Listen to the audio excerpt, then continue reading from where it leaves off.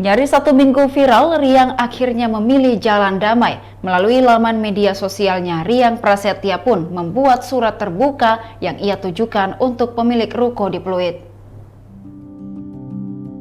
Sambil tersenyum, Riang Prasetya, Ketua RT 11 RW 03 Kelurahan Pluit, akhirnya menyampaikan surat terbuka berisi perdamaian kepada pemilik ruko yang berseteru dengannya.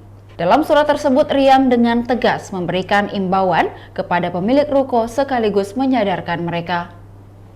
Riang juga tak ragu untuk meminta maaf jika kengototannya membela lingkungan tempat tinggalnya sempat membuat para pemilik ruko tersinggung. Assalamualaikum warahmatullahi wabarakatuh. Salam sejahtera buat kita semua. Pertama, mungkin saya menyapa pada seluruh netizen Indonesia. Terima kasih atas segala support, terima kasih atas segala perhatian. Dan pada kesempatan ini saya juga mengucapkan salam kepada seluruh ketua RT di Indonesia. Izinkan saya pada hari ini, hari Rabu, tanggal 31 Mei 2023, kesempatan yang baik ini saya ingin menyampaikan bahwa saya membuat surat terbuka supaya diketahui oleh para netizen, para ketua RT di seluruh Indonesia bahwa pada hari ini saya mencoba untuk melakukan satu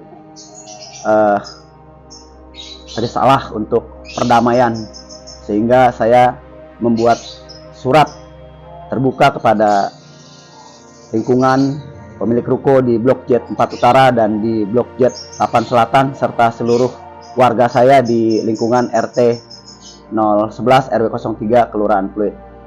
Baik, saya akan bacakan surat yang akan saya bagikan juga kepada semua teman-teman melalui sosmed maupun berita-berita di media.